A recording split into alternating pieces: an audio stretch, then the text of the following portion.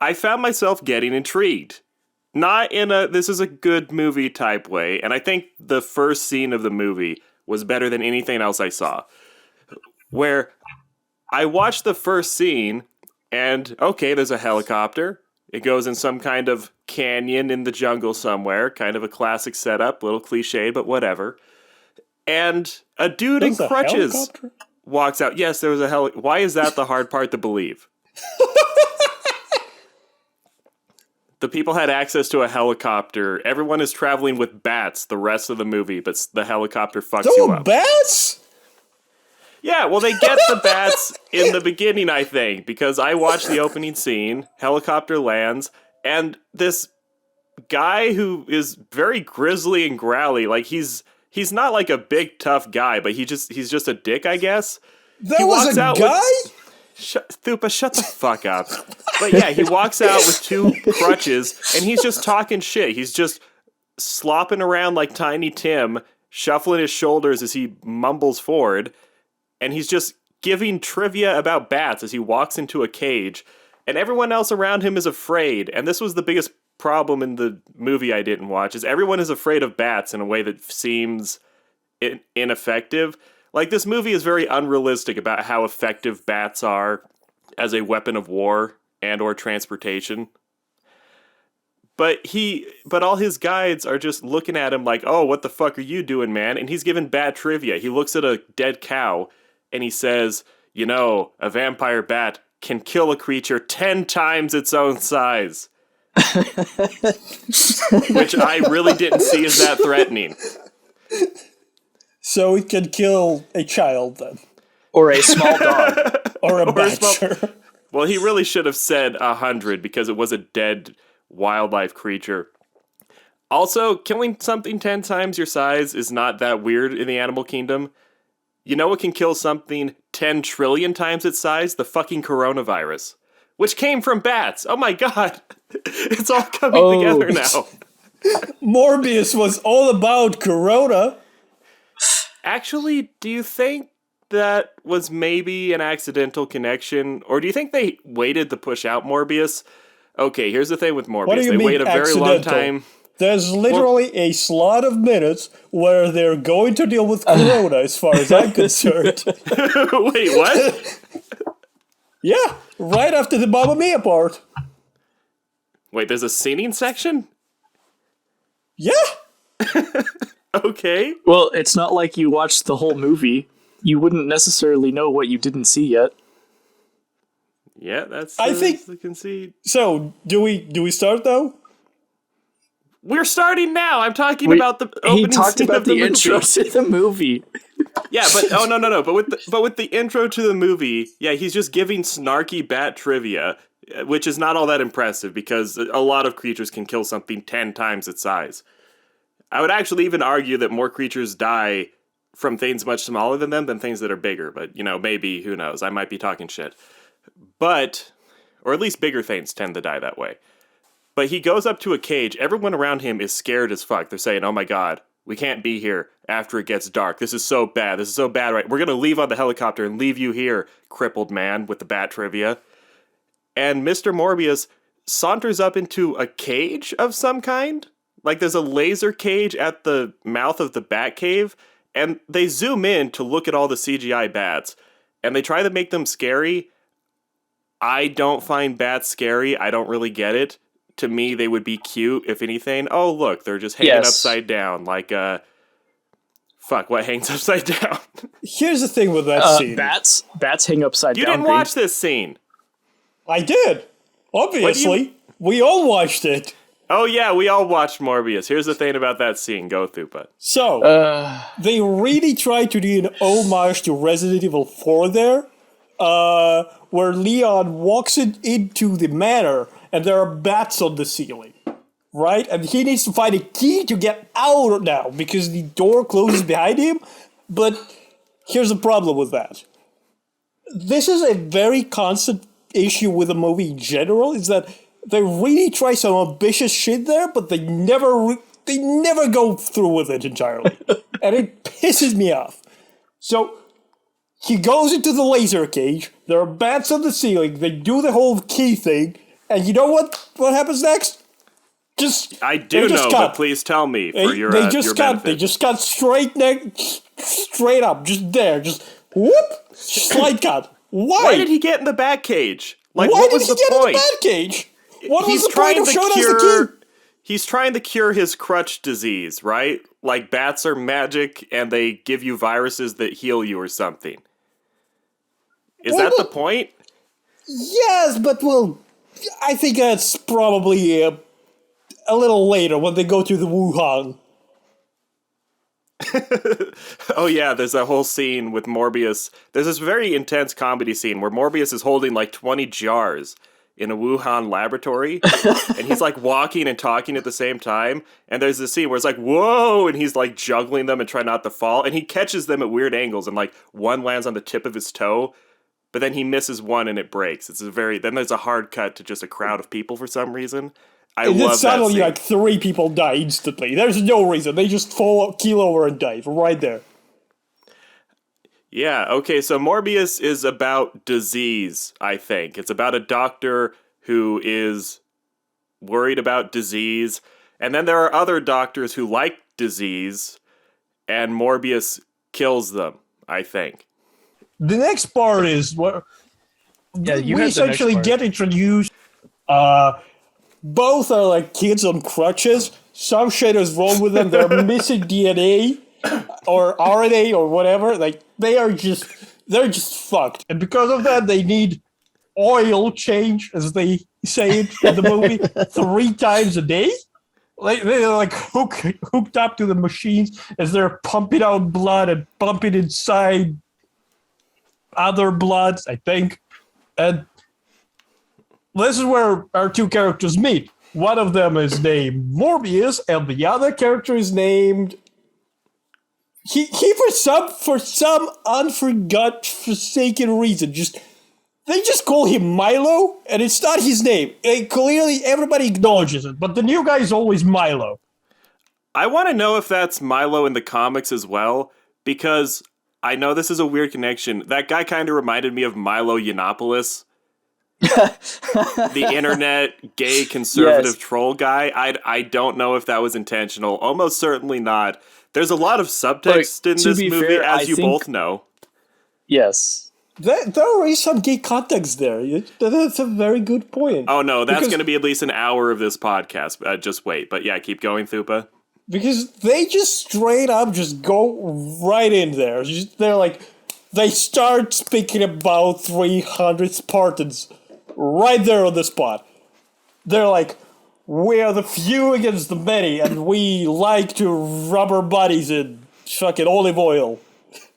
Yeah, they grow up in Italy or something, right? No, it's actually in Greece. Or this is a southern very important France? part. Oh, okay, yeah, Greece. This part is actually in Greece, as you remember, because you see, this is where they really try to branch out, because they start, there's a bully scene. So, the Milo guy gets picked on. Well, these all just like deficient children get picked on because there's a school and Greek people are nasty and they don't like people who are not like them. Or people who miss DNA. Anyway, kids just hate them. You see, the bullies have more DNA. They actually have Down syndrome. Oh, gosh.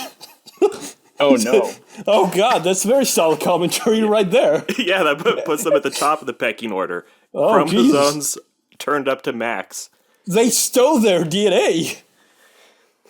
Anyway, just like bats do. Down syndrome people suck out your chromosomes like vampires. Oh, my God.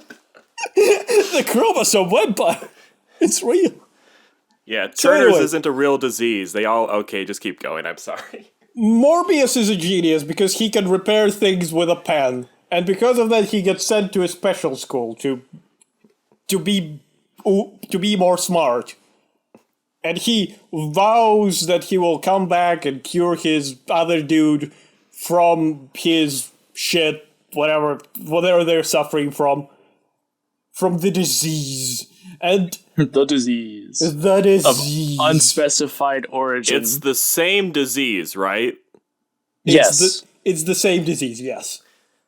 Okay. But here's the problem. So he goes away, sends the guy a letter. The guy that is now called Milo by everybody because he has no self anything, gets the letter and he's like unpacking it and like, woo, I got a letter. And he goes outside and the Greek children start picking on him. And they're like, take away his letter, and they start beating him up. And then it all goes into a musical? Like, for some fucking reason, one of the children I remember this. Just jumps onto a table and starts singing about how he's glad he's no longer young. God, what was the line? Fucking green? I'm glad I'm not young anymore. Yeah, that. Did we watch the same movie? Well, actually, no. We certainly did. Oh, yeah. Thupa, such a classic scene. I forgot. It's fucking... Look, it's been some time. I haven't watched it today. Oh, yeah. I remember when he sings the line. Yes, it's been slightly over 24 hours. Yeah. Oh, no. Yeah. But I remember when he sings the line. Okay, go, John. No, it's fine. I lost whatever thought I had when you started talking. So that Morbius sucked it out. But yes, Thupa, I remember the line. My thought has been extracted. Okay. But Thupa, I remember the line. God, shut the fuck up, you two. But Thupa, I remember the line. The fountain of youth is dull as paint. Vlad Dracula is my patron saint. That was a really great line in the movie. Yeah, they just sing it in the bully scene. It makes no sense. Yeah, I know, right? I mean, fuck dude. Fuck dudes, are we getting there? Oh, go. Morbius grows up. He's now an adult. He's now a man. He refuses a Nobel Prize because he's a dick. A Nobel Prize? Yeah, he gets like awarded a prize for being a really good guy. No, clearly not, because he refuses it. Oh, okay. He probably got the humanitarian. He probably got the right? humanitarian thing because he was eating them. There was a mix-up. Well, wait, eating? Yeah, they thought humanitarian meant he eats people. Oh, right. Well, we'll get to that part. Well, he does kind of, but it gets post the COVID infection. Because you see, he goes into the laboratory and he's like, oh, I'm going to cure this thing. But the bats, they absorb the blood, and we have a problem with our blood. So if I do shit with bats, then eventually we won't have any problems, right? And so he just slams a bat into... sucks goop out of it, and then injects it into a rat, and rat fucking dies. And he's like, oh my god, I killed the mouse. Oh, and then go into another musical scene here. After and then I'm singing.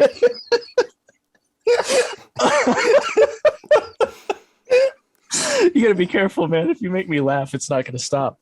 Look, I laughed at the movie. I don't know why they did it. I have no idea what is real at this point. I think that's his intention, if I had to speculate. Yeah, that's probably true. Okay, Thupa, so in terms of plot, around where are we in the movie right now? Why wouldn't we be? Answer the fucking question. I'm trying to. It's not a yes or no answer. It kind of you is. talked about, they took blood out of one animal, put in another, and it died. And you're like 5 minutes into a stream of laughter. I don't get it. Look, it was such a fucking ridiculous scene. Like, he just kills a mouse with this blood bad goop that was yellow colored. And then he starts fucking singing. And I'm like, why? Why is this here? Why is this necessary? Yeah, Morb, I wasn't expecting it to be a musical. He's fucking Morbius out, man. Are you sure you didn't just have music playing in the background when you watched this? I am certain. Okay. Or maybe it was your imagination. Well, I've got the lyrics. You do? I do. Don't You want to read them? No, I didn't put those in my notes. You want to read them? Well, fine. What he essentially does, he looks at the bat and he's like, I sharpen the knife, look down upon my fate in all of my life, a stranger I remain. A stranger I remain. Oh, I do remember that now. That was a very touching moment. And that was right after he fucking cut the bat open, but to take the goop out. But then he starts going on about the sea that he has traveled and so on and so forth. He rides upon a dragon back for a minute there, and then we go back, and then they look back at the mouse, and it's like, oh, the mouse is back alive now. And he's like, oh, it wasn't dead. The mouse was just comatose there for a minute while it was morbid out itself. Okay, and that's how he comes up with the vaccine for himself, right? Where he gets rid of the tiny Tim he makes braces. himself a COVID vaccine is what he does. It's actually the opposite. He thinks he it. comes out with the COVID vaccine, but he comes up with the COVID. Because I mean, that's to literally how administer COVID this started at this vaccine point, is isn't it? highly illegal. Oh, He right. goes to his friend, who's actually his benefactor and still called the fucking Milo, and he's like, dude, I swore I would protect you. We're the best buds. We're the best friends. You've done all this for me. You're sponsoring me. We're both dying. We're both of the fucking things on our heads to walk because we just can't stop doing the funk when we sing. And here's the problem, though. This vaccine, highly illegal. Everything we're doing, fucking immoral in everything. So we're gonna do it on a ship in the Wuhan. And that's when it cuts to the ship where they're administering shit. And this part I actually don't quite remember what happens there, to be honest. John, I think that one's on you. No, the next part I saw was after he gave himself the vaccine. Yeah. To break in real quick, I'll say there are parts of the movie that nobody saw. Yes, and I think there was a gap of about 11 minutes between... There was no gap. I do not understand. Yes. Look, we have to have some kind of structure to this. I can't keep this ignorance going the whole time. Or Yes, you I'm not can. even going to be able... No, I can't. I do not understand. No, I think what the you're best thing to talking do would be about. to explain We've the all seen concept the same movie. halfway in, because anybody that's gotten this far was already going to listen to the whole thing anyway. Okay. Anyways, so yeah, then he vaccinates himself. Thupa, I'll ask, in your perspective, how heavy was the gay subtext between Morbius and Milo at this point in the movie? Oh, dude, they Frenched each other just immediately. Okay. Yeah, sure, they didn't They Greek. Frenched each other while they were kids, while they were adults, which the kid part was a little iffy, if you ask me. And they Frenched each other later in the movie when they were both fucking bat people. Yeah, I mean, I actually did kind of see that part, I think. Okay, yeah, so Morbius gives himself the vaccine, and if I remember right, there's a part where he seems really enthusiastic about how well it's going. Yes. It's kind of like Spider-Man. He realizes, oh, I have all these powers. I can dunk on the local bullies. I might be misremembering. I think there is a scene where he actually goes back to Greece and pushes over the Down syndrome kid who used to bully him as a child. He actually slurps the extra chromosomes back. Oh my god, then he does! Yeah, he cures his Down syndrome by sucking it out of his neck.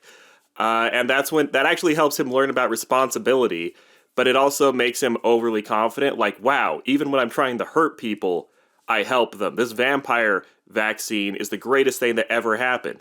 And then there's a whole sequence of him slowly discovering his powers. But then trouble starts to begin, doesn't it, someone? Well, we're skipping the part where he's just administered the cure to himself and discovering his abilities. Well, Wow, you yeah, really we should have should, jumped we in should with talk that, about John. that. Yeah. So there's a part where he's testing himself and taking notes, and he's like, I have this superhuman strength now, and he's walking around in this like laboratory chamber, which might have been on the ship. I can't remember if they were still on the boat at that point or not. It was Yeah, definitely they were on on the the ship. boat in Wuhan. Okay. So there's a lab in this giant boat that they're on in Wuhan, where he's testing himself in secret after he's taken the vaccine, and jumping around on all the stuff, like hundreds of feet across the room. Notices he has super strength. Did you guys like the whoosh effects they put on fucking everything? Oh, That dude, was... that was fantastic. My favorite part was when he like picks up one of the fucking tables and he swings it at the other dude, and they just add the fucking Helmut's cry, like, "Wah!" No, I have to say I really liked the whoosh after image effects they made for all of the rapid movement. They also legitimately, I have to stress this, they legitimately did the Mad Lad thing. They inserted the fucking vine boom sound effect every time something hits the surface. It was fantastic. Like, that was And that was also a great the shitpost. Spider-Man Into the Spider-Verse style comic, bam, pow, smack kind of stuff. That was a nice touch. They used it for transitions, but they only use it in this one section for some fucking reason. Yeah, it's kind of weird.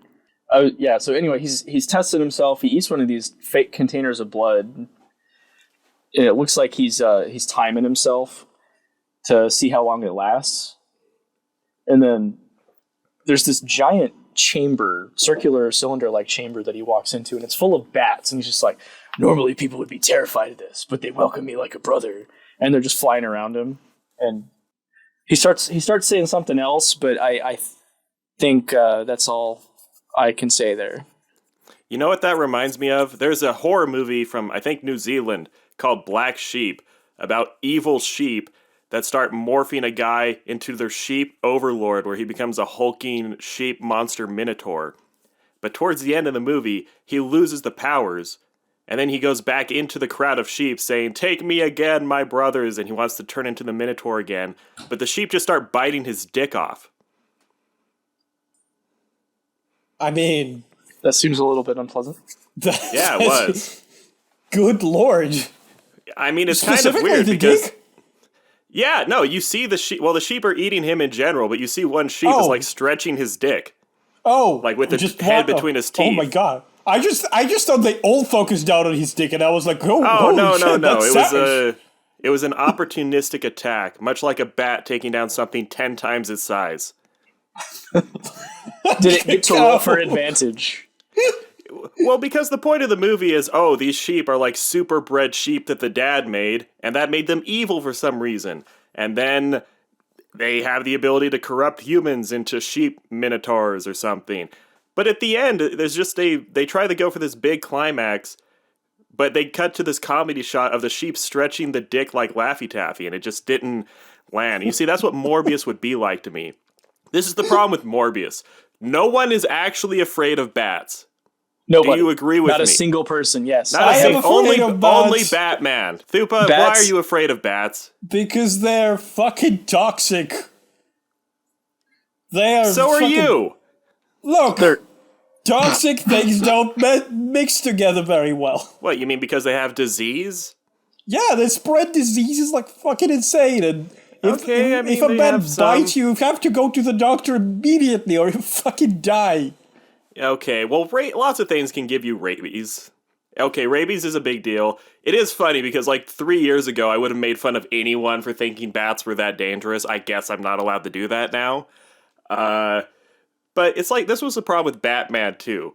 And part of the idea with Batman is Bruce Wayne was a sensitive young rich kid who was sheltered and, you know, he was sweet and all that. So and he also fell down a well first. It wasn't like he was just afraid of the bats. So Bruce Wayne being afraid of bats, that kind of makes sense. It happened when he was a little kid. If you're a grown man and you have never been locked in with bats in your whole life and you're afraid of bats, I do not respect you. They're the size of your fucking fist. And they also just look cute. They're just like furry little flappy They're creatures. rodents They're not with mean. wings. Yeah, they I'm not look afraid cute. of rodents either. Yeah, I exactly. had pet rats That's my at one point. I'm I have a I'm scar agreeing from with where you. they bit me. Why do you bite a mouse? Well, I actually had this. I had to take one. Rats are really vulnerable to respiratory infections, and I had a very sick rat, which I had to take to the hospital. And I actually put chocolate in the little rat carrying case to calm him as we went to the hospital. But on the way back, I didn't realize my AC was broken, so the rat got completely covered in chocolate. And so when I got home, I had to take this traumatized chocolate-covered rat, hold him in my hands, and try to clean him, and rats don't really like being cleaned. So I was just, rubbing soap on the rat Most and animals holding don't. him. Yeah, and I was holding him under running water, and they really don't like that. Rats don't like being held under running water. And I put him in his cage to dry, and just the next time I went to pick him up, he was a little upset, and he kind of bit me. Did you That's lick the unfortunate. chocolate off of Red? No, I cleaned him before. That's why I should have licked the chocolate off of Rat, because then he wouldn't have been fucking mad. I actually should just let his brothers lick him clean. I don't know why I didn't do that, but okay, anyways, back to Morbius. Speaking Morbius of should have just brothers licking covered each other the clean, bats. Yeah, Yeah, exactly. Morbius. So Yeah, they should have just licked the chocolate off of each other, and they should have covered the bats in chocolate and just licked the bats, and that would have cured them of their fear. so the Wuhan ship. So the Wuhan ship. I didn't expect that sentence to come out of my mouth before watching Morbius. Okay, so the Wuhan ship. So the Wuhan ship. So he goes into the fucking container with bats, and what happens afterwards? He starts fucking commanding them because he's now the Batman. I do not understand how that works, but he's the Batman now. He Or just is he the man-bat? fucking both or neither. He's Morbius. He's Morbius. He's Morbman. Bat orb. Morbat? He's more bat than man at this point. Morbius. Yes, but Thupa, please continue. Anyway, yes. Anyway. I'm getting distracted with wordcraft. Anyway. He goes into the fucking tank, starts commanding bats around, then walks out into the streets of Wuhan. And by the way, before he walks out of the ship, he fucking murders everybody in the ship for some reason. He went crazy. He like sucked people up and took their chromosomes away from them and just carnage, all carnage on his way out. And then he walks out in the streets of Wuhan. And what the motherfucker does? He fucking sneezes on a dude. Oh no. And that is where it all begins. Man, that explains so much about the later part of the movie when they're fighting in, it appears to be New York. I guess they just got over it. Look, Yeah. he's an international traveler. He's a Batman, Morbius. He can fly. The man's fucking flying. He's like a gimped Superman. I don't know. I don't understand this movie. Can we take it? Oh, wow, Thupa. I wonder why. It's, You're not helping yourself any, by the way. You see, we did this. I was intrigued enough by what I saw that I don't believe it's a good movie. I still kind of want to know what actually happened, though, and Thupa is not helping with that right now. No, but it is funny. What do It you is a mean? little We've all funny. seen the movie. Oh, yeah, we all watched the whole movie together, 100%, each of us at the same time. But, I have fucking early onset Alzheimer's or something, and I have large chunks of the movie not in my memory that I'm trying to replace, and I feel like you're lying to me. Yeah, I'm having the same problem where I'm only remembering 3 very specific time slots. I know. It's almost like someone divided the movie with a random number generator. And then left some parts out on purpose. Yeah. And then invited a really unhelpful shithead from Russia to piece him in. But, let's talk about the special effects in the movie, because I don't like them that much. There's one effect I do like, but most of them I think are kind of dumb. Did you guys like the effects in this movie? It seems Generally, you did. no. I just liked the whoosh design. I really like the whoosh. Everything else was noticeably garbage, though. You just like the sound when he moves? No, like, I like the visual effects of the whooshing when they jump and move around at super speeds, but everything else looks like garbage as far as special effects. I mean, it looks stupid, but it looks But stupid in a way that's stupid unique in to the a movie. charming way. Like, it's not good. I just like it. I like that they literally whoosh when they do that. Like whoosh, whoosh. Yeah, it's like we've progressed to where instead of showing sound effects, we say them. We're just slipping into hyper reality. All of us. Though. That literally sounded like a is dude a going comic whoosh book into a adaptation. microphone. Yeah, that's what vampires actually sound like. You hear whoosh, and then suddenly they're behind you. One effect, and I am kind of embarrassed to say this, the morb face, when they start morbing out and their face gets all pointy and wrinkled, they actually did a pretty good job with that, and I hate to admit this, it actually scared me several times. It scared you. Yes. How so? I don't know. It's just their teeth get all pointy, and my back just went like, ah. Yeah. I don't know. I just felt in danger. Like, oh no, this person's going to get me. And this is part of it. The scenes I saw where they made the face, they tended to be scenes that happened in the midst of the gay, predatory subtext thing. And I think that made it scarier. I think the predator of like, I'm a vampire, I'm going to drink your blood, is a little less than like, I'm a vampire, I'm a gay man who's going to fuck you and rape you and then drink your blood. Is like, oh shit, that's way worse. Oh no. Then we're going to kiss each other and I'm going to steal your chromosomes. Okay, well, that's kind of... Because this is the thing with vampires, and this is something I want to talk about with Morbius, because I definitely noticed it in my whole movie that I watched. But classically, vampires... Well, one funny thing about vampires is they actually used to have Jewish associations back when they were, folk demons. But and that partially went away because of the prevalence of Jews in Hollywood. They just kind of, put the kibosh on that and toned it down. But vampires also always had this, like, sexual association. And Thupa, why did you just move above John? Oh. It's video. He turned his camera on so we can see Thupa, half of his head. The funny thing is, if Thupa had a way to invert his video right now, he totally would, and it would be hilarious. It would look like he was hanging down from the ceiling. Yes, that would actually be great. Probably could do that. Thupa, you actually kind of look like a character from Morbius. Fuck you! You have this shitty Van Dyke, you're pale, you have long, nappy hair. Well, speaking about long, I have a fucking... You know when the pandemic started? I actually do remember that. That was around 6 months from that. Before that was the last time I went to a hairdresser. I actually just had a shave done the other day by a real barber. I wasn't ready for the part where they lean you back and they cover your face with the hot towel. I thought I was being murdered. Are you sure you didn't just think you were in a Monogatari scene?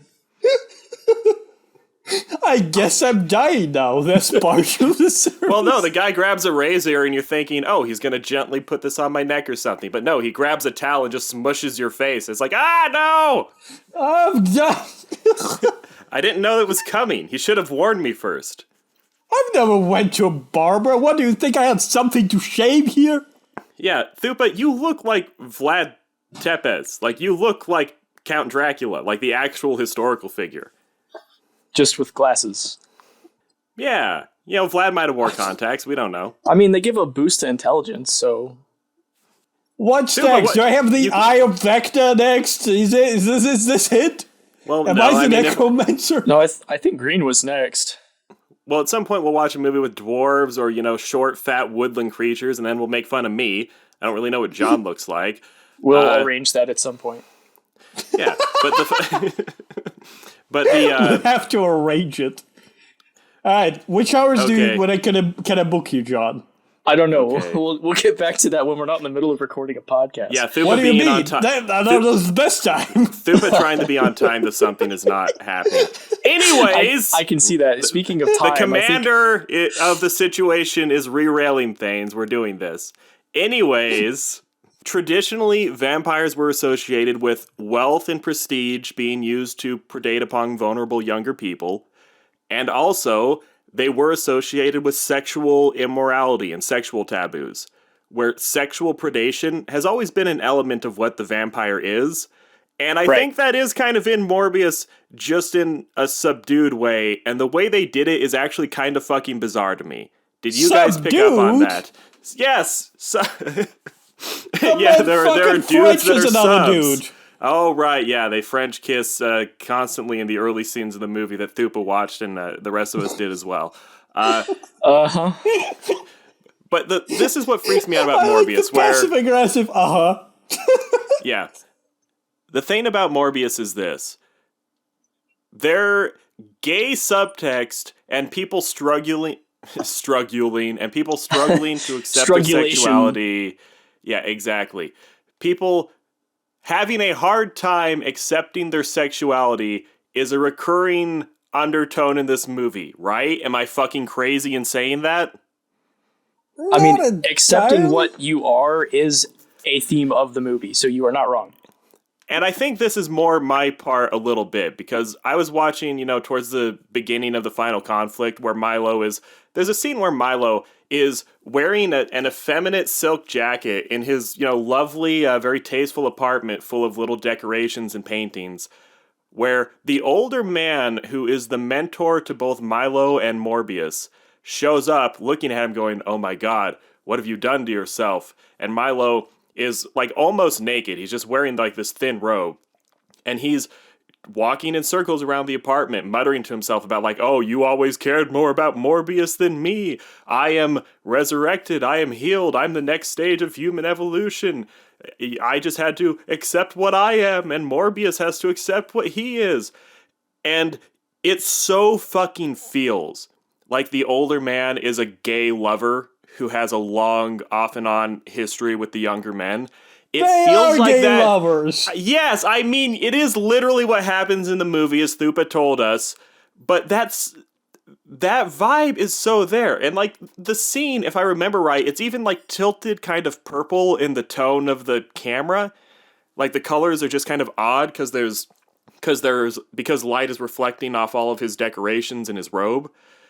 It's just a very strange scene. And then he throws a hissy fit, and he, like, stabs the guy in the stomach and just leaves him on the ground. And then his later interactions with Morbius, it's almost like the language he uses, it's almost like he's saying, "You need to accept you're gay for me." That's the point of this movie. Well, let me rephrase something you said before. He doesn't stab him, he penetrates his stomach. Oh, right. Mm-hmm. Using my shit against me. Holy God. Oh, no. I should have seen this coming. It was gay all along. Like I fucking told you. Yep, I established that people stabbing each other inherently means gay subtext, and this, we're going to ride this train forever. But what do you guys think about that? Did you pick up on that at all? There's a little bit of... Yes. Okay, yes, okay. John, sure. John, do you have any feelings about that? What part are we talking about again?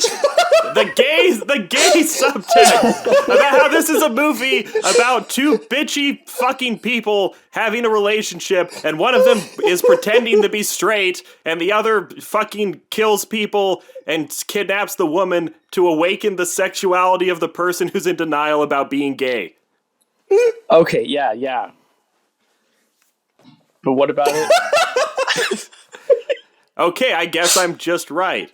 Talking about the love interest, by the time I was paying attention, the love interest was just kind of there. Did anyone want to talk about the formative steps of their relationship, if any of us remember it at all? I don't even remember her name, I'm going to be honest. Neither do I. Man, I think she was a doctor with him at some point, but then they were But then they were on Wuhan boat together, and I think he morbed on her, just morbed all over her. Well, he's in this part. Okay, go, John. I was gonna say the next part I remember. He's running away from the cops. Does that sound like? Oh yeah, that was around the part I watched where there was I think bit you go in the middle. before me. Yeah, so you first. There was a bit in the middle where there were like 3 1-minute chunks all next to each other that I just kind of split up. But yeah, there's a scene towards the middle of the movie where he has the crutches. I don't know if the implication is that he's sick when he's not a vampire or he's just pretending to be sick, but he's doing a comical show of look at my crutches, and he's also wearing a black hoodie covering his face. So he's the most conspicuous figure in the world, and he's just trying to shuffle out of the hospital really quickly before the police catch up to him. And then they say, hey, you're obviously Morbius, fucking creepy black shadow man with giant crutches. And then he just morbs out and he does the flittery, floaty vampire thing to get away. So I guess that's the turning point in the movie where he can't be in public anymore. Yeah, I think... Go ahead. You missed the most important scene there, because... Oh, of course I did. Before he morbs, he looks them in the eyes and the camera pans towards him a little, and he fucking says it. He fucking... This is where it happens, right? This is where it happens. He's like, it's morbid time. Oh, hell and yeah. That's, yeah. And that's when it goes nuts. And then I did a fist pump when he said it. Can you imagine putting that in the movie? That's a real act of courage. You have to give that to Morbius. It took some real creative risks. Like, they went for the memes. They knew what the people wanted. They knew what people wanted before the people even watched the movie. Right, and then... Impressive. We are the only 3 people that watched this movie, let's be honest. We certainly did. Which really means one person watched it when you think about it. Yes. By our powers combined, we are Captain One Movie View. You have to feel bad for Morbius because it came in so late in the game. It's just such a sad little... And here's the thing about Morbius. It doesn't seem significantly below average quality compared to most of the recent Marvel movies. It's just... Like, Tony Stark is already dead. We're going to give a shit about Morbius? What's he going to do? Well, obviously they needed to attract audiences in some way. They knew about it, and that's why they made their movie so fucking weird. You know what would have actually been fucking brilliant? Yeah. If now the Endgame is over, just all the major enemies are gone, they're not going to top Thanos. Like Thanos, oh, by the way, a vampire bat can kill something 10 times its size. Well, Thanos weighs like 500 pounds, and he killed half the body mass of the entire universe. I think he wins. With 2 fingers. Yeah. I'm actually not sure if Corona beats that or not. Like, what's bigger? Like, all living beings divided by 2 compared to Thanos, or Corona compared to the number of people it killed? Corona might win. Can we talk about Thanos here for a moment? Because... Sure, this will go with my point. Speaking of gay subtext, yeah, go ahead. Certainly. Because you see, Thanos fingered the universe, metaphorically, but he didn't do it right, because as we all know, 2 in the pink wanted the steak. It should have been 3 fingers. Okay, Thupa, fuck your tangent, back to my thing. Anyways, we're in the post-Thanos stage of the MCU. They can't really do much. That scene they did, the iconic scene where the Doctor Strange people open the portals and everyone goes through, which, yeah, I know, more sexual subtext. Fuck you, Thupa. Anyways, everything comes out of Strange's mystical portals. Those people in that scene, that basically canonized, these are the people in this universe who matter. That's it. If you weren't there for that, you're just, a distant... descendant who came in after the giants in the earth were dead. Shut the fuck up, Thupa. Yes. Yeah. Anyways, too late to the party, as it were. Yeah. One thing that could have been cool with Morbius is maybe if they set Morbius up to be a villain, where the big, dangerous, like, fight you in public guy, he's just gone. The glorious, aggressive guy who loves fighting, he's been destroyed. And now we have an enemy who is like subversive and sneaky, and he spreads disease. Like it would have fit in with the corona thing, kind of. I don't know. Like maybe that could have been cool with Morbius. But the idea that Morbius is going to be a good guy. One thing I couldn't stop thinking about watching this movie is why doesn't Morb just go to the Avengers? Or why don't the Avengers just come to him and proactively deal with the problem? Well, they do, though. Oh, right. Oh, wait. Are you sure you didn't watch the porn version of this movie? That's a spinoff. Director's cut. The one that came out recently, right? Yeah. Morbius. It's Morbid time. Okay, so anyway, after he says it's Morbid time, to get back on track, he starts running away from the cops up the flight of the stairs, this hospital or prison or some shit, and these cops start chasing him, and he's running across the roofs doing his whoosh stuff. He drops a bag, and then he gets to the end of a rooftop and doesn't think he can jump across, so he just gets captured by the cops and goes to prison. They have this good cop, bad cop interrogation scene. And this guy comes in with fucking holy water in a like hand sanitizer can. Like it's that size. It doesn't look like it's actually holy water, but it's hilarious. And he's like, "Really? You brought holy water in here?" Well, you see, John. Yes. That's actually quite consistent with the movie, because one thing that World Health Organization was very outspoken about when the pandemic began is that 1, wear masks, 2, use hand sanitizer. Right. And so because he spread the COVID, they obviously had to disinfect his hands. With holy water. Yeah, but they don't actually use it. Right? It's just there to deter the threat of him while they interrogate him in their good cop, bad cop routine. Hey, wait a second. We need to handle this. He was in Greece, right? He was in Greece. Yeah. Doesn't Greece use a lot of garlic in their cooking? He wasn't a vampire back then. He was just a child that was into another child. And but he it's probably also likes unclear Greek food. What kind of vampire he is, because he walks out in the day in a hoodie and doesn't evaporate into flames. Well, he's just very sleepy during the day. Is Twilight part of the MCU? No, but it might be now. Maybe this is to tie Twilight in retroactively to the MCU. You know, he's... What is... Marvel Cinematic Universe. Jesus Christ. What the fuck did you think? No, it's the Morbius Cinematic Universe. Yeah, that's what it means now. I was trying to put in Morbius there, and that was confusing. And I nailed it. But the whole cop chasing scene is dumb, because shouldn't Captain America's shield just come in from off screen and immediately decapitate him? There's like 5,000 Avengers at this point. Most of them live in the city that I think it happened in. Or at least like a lot of them do. Right. And they have this is the problem with Morbius too. They already have Doctor Strange. They already have the burned former Doctor who was sick and acquired magical mystical powers. His powers are even kind of similar to Strange's a little bit. Like he can float and shit. He can sense things. Like this movie should have just been Doctor Strange versus Morbius if they were going to do it. Well, that's when the Doctor Strange arrives to invite him to join the fight against Thanos. I don't even know if that's true or not. No. Because it's not that it's not. No. He turns him down.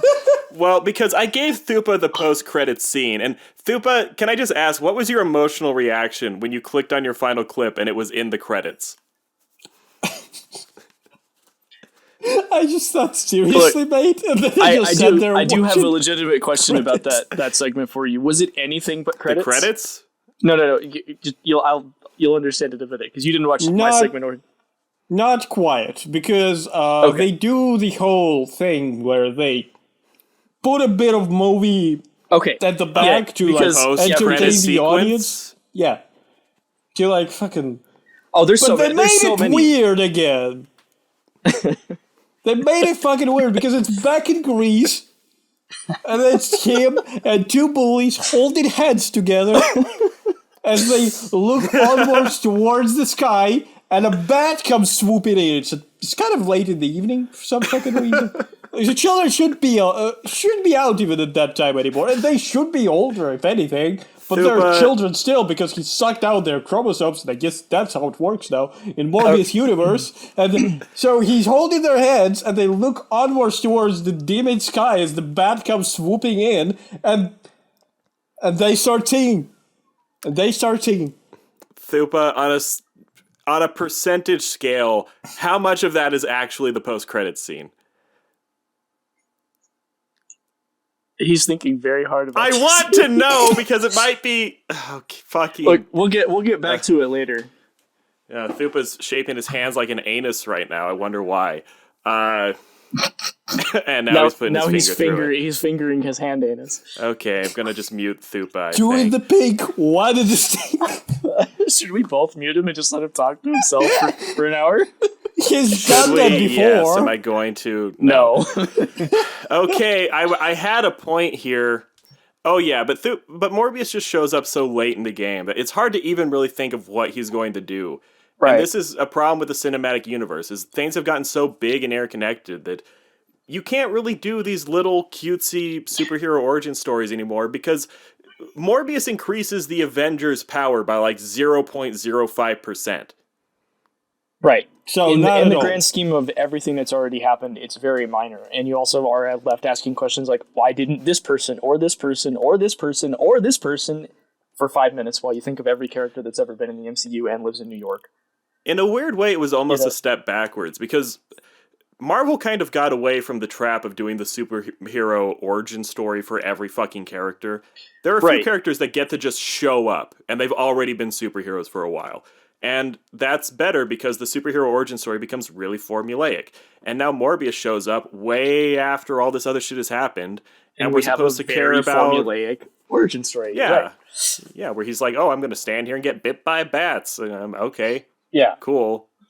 Remember when Tony Stark was making the Iron Man suit in the terrorist cave in Afghanistan? Yes. What? Like, didn't that basic Thupa? Shut the fuck up. You know this. The original Iron Man movie. Yes, the very first Iron Man. You're right. I actually haven't watched that one. That was about as fun as a superhero origin story could be. After that, we didn't need more. It's been like 20 years. We don't need to see Morbius get pretty bit much by to fucking the day, bats. Yeah. 20 years. Another fun connection. You know how people love to say, "Oh, the first superhero movie was actually Blade." You just don't count it because you're racist. You know how people say that? I haven't heard that before, but go ahead. One thing, I had a little blast to the past where I think it was Blade 2. They actually have a really cool effect. It makes no fucking sense whatsoever.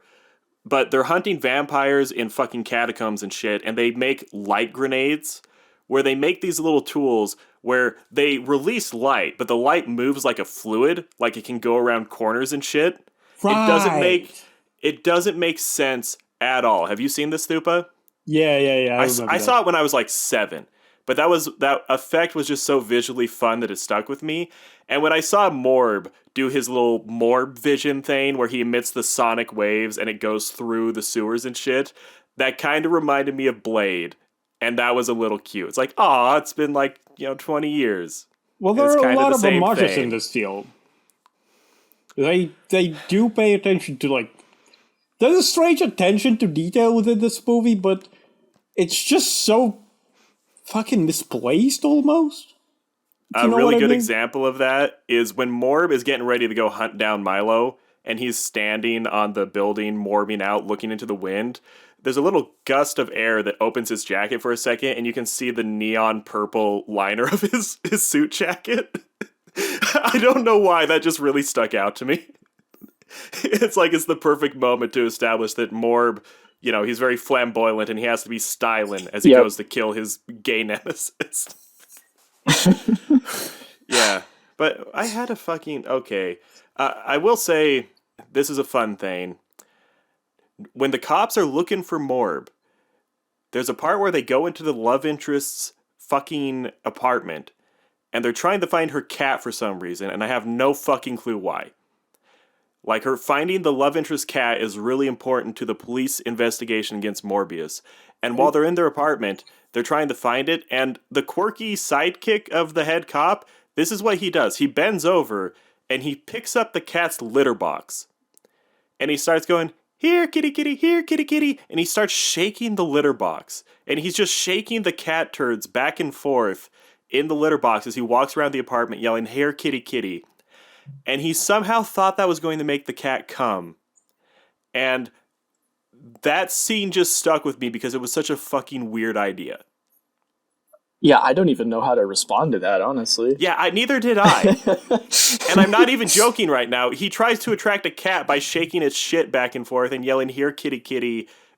I don't know why he thought that would work. Shouldn't he shake its food?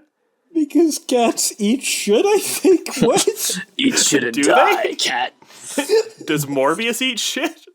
Well, he probably eats ass. I mean, but metaphorically, yes.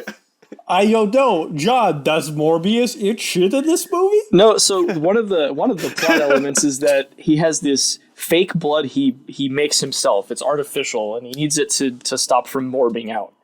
Otherwise, he gets hungry, and you wouldn't like him when he's hungry is actually a line in the movie. Oh, God. Yes, I know. I'm dead I knew serious. that. When the cops are interrogating him, he's like, "I'm sorry, I'm getting hungry. You wouldn't like me when I'm hungry." It turns Like, into a okay. Snickers commercial. Yes, turns into a Snickers. If somebody hasn't already made that meme, like, "Here, Morb, have a Snickers. You're not you when you're hungry." Somebody should definitely make that, but it probably already has happened. So after he starts morbing on the cops, they leave, and he kind of retains himself, and they put him in a cell. And then Milo poses as his lawyer to come in and visit him and gives him a bag of the artificial blood so he can escape. So he eats it and then punches through the wall like an anime character, breaks open a cell, and then they have a little fight in the subway afterwards where they're like, "Embrace yourself," and he's like, "No, you should restrain yourself. This isn't right." And, they have their moral dilemma establishment with a fist fight, and then Morb's like, "No, I'm not going to fight you," and he runs away by flying in front of the subway train. I'm struggling to figure out whether or not that happened before or after the big chunk I watched, because the big chunk I watched, other than the whole movie, was... Yours should have been after, I think. Okay, it was when they were having the big fight, where the lead up to it is fucking bizarre. And again, the sexual undertones of this movie are fucking bizarre. Where Milo kidnaps the love interest, takes her to a building just somewhere out in the city, and he's trying to attract Morb by making her moan in pain. So he's just kind of mushing her and saying, "Come on, talk, you have to bring Morb here, talk." And she keeps saying things like, "You're hurting me." And just little phrases that have like a vaguely sexual connotation, maybe. And he's muttering about how you have to bring him here. He has to realize who he really is, where he really belongs.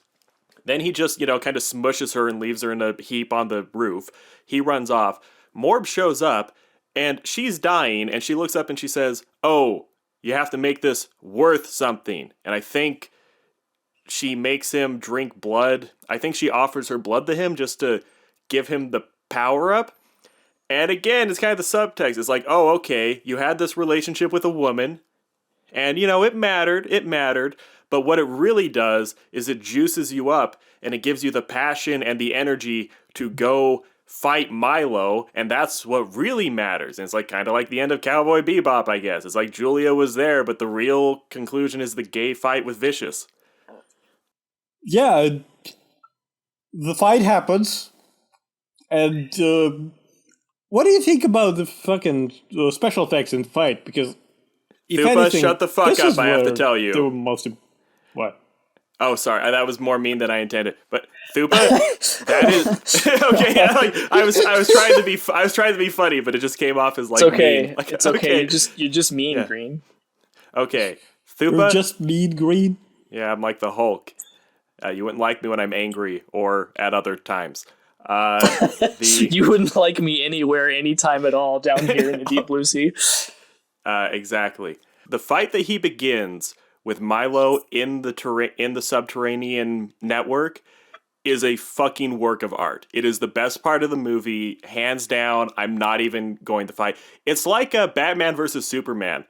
When Batman grabs the kitchen sink and breaks it over Superman's head, it's that level of just being this silly, delightful little sequence in the middle of just a barren wasteland of film. Morb gets beaten up a bit. He's hanging upside down. He's hanging from a cable. He somehow landed on a cable where his knees are around the wire, and he's hanging upside down like, I don't know, Jesus or some shit. And Milo's giving a speech. Morb falls into the water, and he puts his hand in the water, and he emits sonic waves. And the water starts crystallizing and skittering around as his Morb waves flow from his fingers into it and into the environment around him. And everywhere around him in the sewer system, you hear like a sound, and just an army of bats begins swarming into the central terminal they're fighting in and forming a big column of bats. He really does. And this is the most beautiful thing in the fucking movie. I can't believe they had the balls to actually put this in. Morb starts bat bending like Avatar almost. He starts moving and controlling the bats. But this is where it becomes great. He like sweeps his arms around and he reaches behind him and he makes like a funnel that the bats all get into. And then he like puts his hands together behind him and then shoots forward. He does a bat meha and shoots a row of bats right in the Milo. I swear to God, it's the exact same movement. Like, it's the Kamehameha way, but he's shooting before bats. That, there's Bats, like a whole scene where he just looks at him, he just kind of walks around side to side talking. And he's like, war is a cruel parent, but an effective teacher. Yes. Its final lesson is carved deep in my psyche, that this world and all of its people are diseased. Free will is a myth, religion is a joke, we're all pawns controlled by something greater. Memes. The DNA of the soul. They shape our will. They are the culture. They are everything we pass on. Expose someone to anger long enough, and they will learn to hate. They become a carrier. Envy, greed, despair. All memes. All passed along. And then he fractures him again. Yeah, well fuck.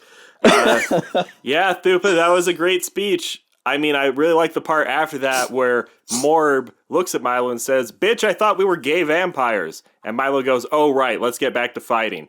Or I don't remember the conclusion of the fight, but after Morb uses the swarm of bats to explode Milo onto the ground, he takes the little vial that he made earlier, stabs him in the heart, but then Milo is still talking. Oh, that's something about this movie. All the deaths, and I think I saw 3 of them, are fucking horseshit. They're the most prolonged, nonsensical, they're alive when they should be dead, or they're dying of minor injuries. All the deaths are just paced around dialogue in a way that is obnoxious and stupid. But he stabs Milo, and it's not clear if the liquid actually went in yet, or if he just has a syringe ready to go, and they start bracing for this final moment of death. I assume the fight continued after that, and Morb didn't actually succeed. But that vial... We need to clarify the weapons and vampire hunting powers, because that's a wonderful aspect of that.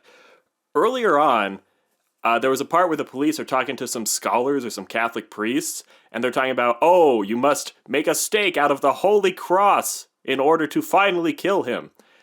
And I found that interesting because is the implication there they have to find the cross that Jesus Christ actually died on and carve it into a stick to end this movie? Because that is a very big jump in scale.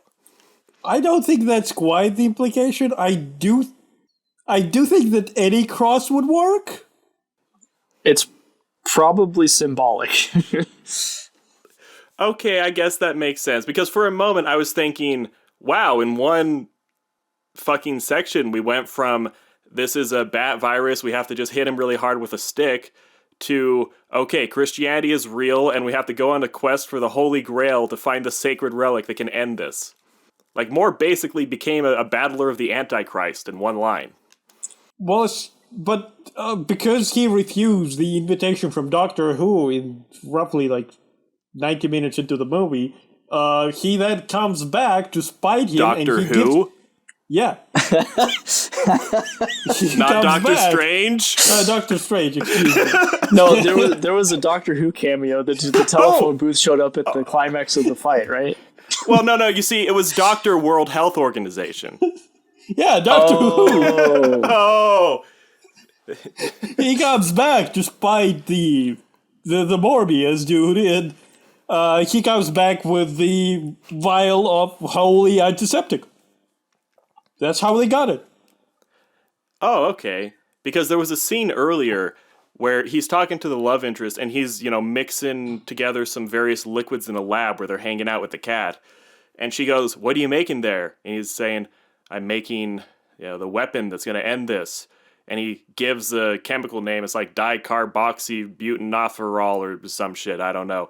But he looks at her and says, "It's deadly to bats and to humans." So he's covering his bases.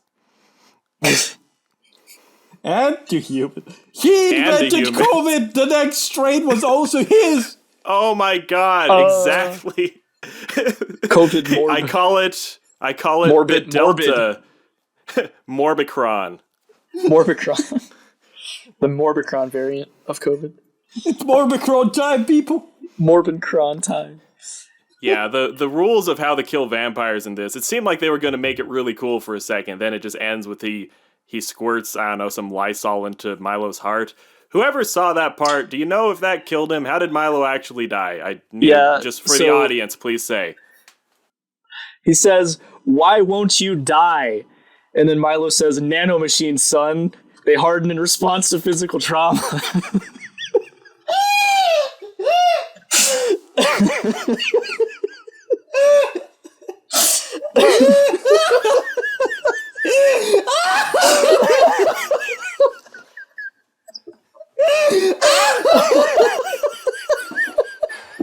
I was getting my coffee. I'm glad you guys had fun in the 30 seconds I was gone. Thupa's not done. Look at him. No, he's not. Okay, so anyway, it's actually pretty If it was done, his anticlimactic. fucking heart stops. Yeah, it's I'll that's edit out his crying. Just but it's so good. You should. I'll wait. So that machines. please go. All right. So after he's stabbed him with the Pfizer vaccine, they share a final moment, and I forget what the actual words were, but he basically dies right after that. It's pretty anticlimactic as far as things go. The part I saw actually was him killing Yeah, him. that's basically the end, unfortunately. The timing of that, it really felt... So the Bat Kamehameha wave actually won the day. Yes. That was the climax. Yes. Holy shit. I really felt like they were gearing up for a whole second act. I mean, good for them for showing restraint, I guess.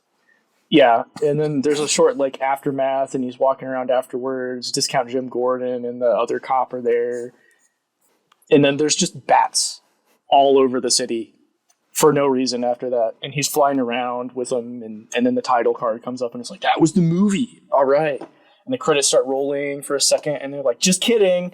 Here's the dimensional portal from Spider-Man: No Way Home. That can't possibly mean anything, right? And then the credits continue.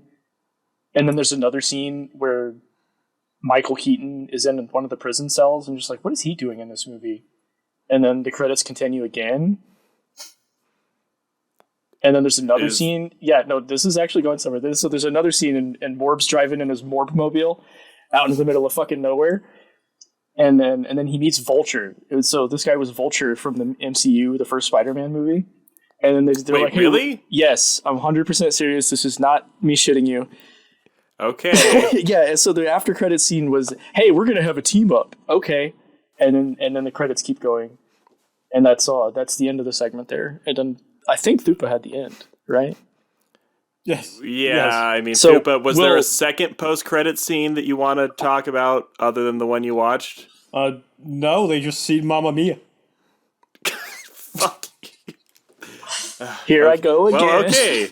I mean, that makes sense because, vultures and bats, I mean, they seem like they wouldn't like each other in real life. They're both birds of prey, except bats aren't birds. They're both B-tier flying predators where people don't really respect them, like hawks. Do you think we're capable of summing up this movie, in short? We just did. We basically just spent, an hour and 20 minutes talking about Okay. most of the actual plot points. Okay, but I do want to talk about one thing. You know how you said, nanomachines, son. You know what Yes. kind of is a nanomachine? Bats? a virus. Oh.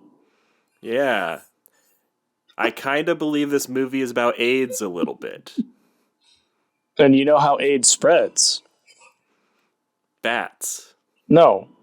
Gay sex. Oh, right. Yeah, that too. Where I find this... Okay, Thupa. I find this movie kind of bizarre because it's like a throwback and a modernization and something... Are you still laughing at nanomachines? He's gonna They be harden like this in for response hours. to physical trauma, like my Please cock. don't. God, fuck you. God damn. Trying to fucking rein Thupa in. Sorry. I'm sorry. No, he's just out of commission now. You just fucking he's gone. I hope you're happy, John. How is this any different from any other time you have ever recorded a podcast with him? It's not. Okay. This is arguably the best it can possibly go. Oh my god. I found this movie weird because vampires have traditionally been a way of exploring sexual neurosis, to an extent disease, to an extent predation, just the unseemly side of whatever the sexual world is at the time. It's always kind of been that. And throughout this movie, one thing I kept noticing is they are kind of leaning into the idea of gay sexuality being kind of scary or subversive in some way, but they're not leaning into it all the way, and it's in a very weird position because Marvel is the absolute last fucking media enterprise that is going to seriously try to use homosexuality as like some kind of villainous, sinister force. Like, that idea would be so fucking toxic to them, they probably don't even want to touch it. But they do kind of do it a little bit via, sexual repression, and the bad guy is trying to get you to give in to your carnal urges. They hit it in an oblique way, but it is still kind of there. They raped each other repeatedly. Yeah, exactly. In the section I watched with the cops, there was even a part where they look at the TV, and some vampire guy eats a guy's head on the ground. Then he gets up and goes to leave, and they freeze the frame, and they say, "That's not Morbius." And one of the other cops says, "Yeah, that's how it works. They multiply." It's like, oh shit, this is getting a little based. What the fuck? Nanomachine, son. Okay, nano machines. Any Homo machines. Yeah. I'm just wondering what you guys might think about that, because the whole movie I was thinking about going, they're kind of using homosexual energy as a sinister force in this movie, but they're also not going too far, and they can't, because if they did, the public would burn their building to the ground. So they're trying to have their cake and Morbid too. Yes. Morb the cake. Aggressively morb the cake. Morb the cake. No, I definitely would agree it's a reasonable take to have those undertones there, or to see those undertones there, but they're definitely not so explicit that everyone that watches that movie is going to see that. Except for that, there's that one scene which I saw this out of context beforehand, where Milo's just dancing around in his apartment to the music that's saying "Have sex, have sex." Who watched that scene here anyway, or was that not in the cut? I don't know if this is a joke or not. No, there is actually a scene in the movie where he's dancing in his apartment, and there's this music in the background. I remember. He slides in on his socks from out of frame, and you hear... Describe it to me. None of you guys know that movie reference. No, wait. What's the movie? I'm pretty sure I know what you're talking about. The song is like old time rock and roll, right? It's about and the guy comes in and he's in his underwear, risky and a business. Down. Yeah, it's risky business. Exactly, like gay sex or being a vampire. It's risky business. Or running a brothel in your house over the weekend. All I remember from that movie is that he goes that one day every person in the nation will control their own destiny. A nation of truly free, damn it. Okay, fuck up. And I'm going to keep pushing with this angle a little bit. Thupa is just fucking AWOL now. I hope you're happy, John. Look, but I'm sorry for the destruction. Those memes. Your memes end here. Your You can't stop. You don't have to keep making it worse. Look, But you gave me the perfect opportunity to say that. You should have known better. what, when I started the call? Well, I Motherfucker. guess. Anyways. No, I'm sorry. You're the only person here who hasn't played MGR. Wait, It's you on have, the to-do list. I have to finish Disco Elysium. Then I have to finish Rain World, which the three of us are probably going to talk about, I think. Then I have to finish Planescape Torment and Nier, so that fucking Michi will hopefully do something with me, which is like 80 hours of game. okay. It's a lot. No, that is a lot of gaming. You're not wrong. I've played more games in the last like 3 weeks than I have in probably the last, fucking year. And I haven't played all that much. Like, I don't play games that often. I've been playing Nier for over a year. I'm at the first final boss. Are you playing Automata or the original Nier? Automata. No one Okay. plays the original. It just I had a played remake. the original Nier. Granted, I Okay, haven't you're played it either, but anyway. I played it on PS2. Thupa has an ability to fucking consume media that rivals Morbius' ability to not get views and consume cum. I don't know. But anyways, Consume public attention. He has the worst public attention to movie tickets bought ratio ever. did you see the meme where, because there was that petition with all the Morbius memes, Yes. they tried to release it again and see if people would actually watch it? They released Then it again for a weekend. They did, yeah. Then no one watched it again, and people started a change.org yes. petition saying, "Oh, we were all busy that weekend. Please release Do it Morb a again." third time." Yeah. As a man of the internet, I want to say this. You know what? Fuck this 24-hour spew of internet bullshit. Celebrity bullshit. Fuck all of it. Fuck the American pride. Fuck the media. America is diseased. Rotten to the core. Wipe it clean. There's no saving it. We need to pull it out by the roots. I need to play that game just for that scene, and also I like some of the songs. When I mean, watch that the whole scene, which people soundtrack is meme the amazing. hell, I don't understand it, because I think the idea is it's supposed to be a thing where, okay, this guy has some points, but, he's still wrong because his methods are bad. But when I watch that speech, I'm like, this guy's just right.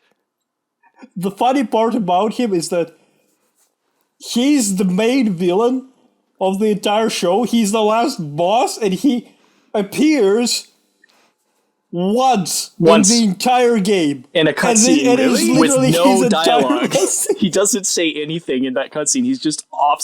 He's like on a recorded camera footage. It doesn't he's have like any lines. walking down the corridor once before. And then he shows up as the final boss, and you just have this astronomically long segment where he's yelling and talking and giving his speech, and it's great. It's one of the best And things ever. It's the best thing in games. Okay. So I'll whenever get you to play with, that game, fucking like 3 2 years from now, yeah. You need to stream it to us so we can shout songs while you get slaughtered on bosses. Shut the fuck up. It's Rain World's a literally fucking the bitch too. It's Okay, Twitch Thupa, etiquette. we have like 20 minutes, so we should probably talk a bit about Morbius. yeah, sorry. We should probably talk about, the movie some as opposed to not at all. Okay, I gave you 95% accurate information. So did I. Yeah, shut up. I'm mostly a straight man, Thupa. You shut up.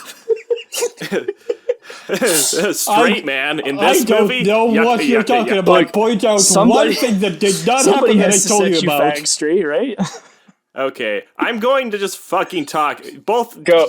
I'm doing this. No Okay. talking. No talking. I'll Go do ahead. that. Okay, it's been 10 minutes. Thupa, shut up. Okay. But there's a way that this works with vampires being a way to explore sexual neurosis. It does kind of work in this movie a little bit. One thing that really stuck out to me is in the scene when he's with the woman in the lab with the cat making the magic bullet that's going to kill everyone. Oh, he makes two. He also makes 2 copies of it so that, she can shoot him or something. She doesn't get to, so, whatever. Wait, what actually happens to the other copy? Does it just, it's there? It doesn't, I think he just doesn't use it, I guess. it doesn't even get destroyed for dramatic effect? No, How the would kids I know? have You it. tell me. No, I'm just, okay. The kids on the post movie have it. Okay, Okay, shh, everyone, Yeah. let me finish this. Go for it. And while they're sitting in there, there's a scene where she's opening some cat food and she cuts her finger. And Morb starts to smell the blood, and he's sitting at the desk and he just kind of looks like he's, I don't know, trying to jack off and hide it. Like he's just kind of like staring intensely and shaking and shit. He starts to Morb out, he grows fangs, he goes full vampire. And then she's looking at him going, oh fuck, are you about to kill me? And he's like, just 1 second. And he's like, and he like pushes the urges back down. And he says, you should really clean that up real quick and put a bandage on it. And she's like, okay, I'll do that more. Then she awkwardly asks him saying, hey, when you go red, what does it feel like? And Morbius goes, I feel hungry. There's something in me. It wants to kill. And it wants to eat. And it comes out when I start to morb. And she looks at him and goes, oh my God. And she's all aghast and she goes, oh, that's terrible. I'm so sorry. And then they kind of get over it. Then later, when they're on the rooftop, he makes a crack about being Dracula. Or he makes a crack about how he's not Count Dracula. And she goes, I kind of find Dracula attractive. And that's a cute little moment between them. And to me, this captures something really weird about, like, the moment we're in, and, like, the understanding between genders, and, like, what the media is okay talking about. Where, if you went back, like, 200 years, that every man has a monster inside of him that wants to, like, rape and kill and devour people, that is something that would have been taken basically for granted by most people. Like, the idea that we need training and education and social institutions to shape men into something that, like, tamps down their violent impulses and makes them socially functional, that was common knowledge. But we're in, like, postmodern neoliberal MCU hell world where, as opposed to, like, older vampire stories and shit, we're at a stage where the conflict, like the horrifying realization about human nature that the vampire embodies is, oh, people have hungry, devouring, violent urges at all.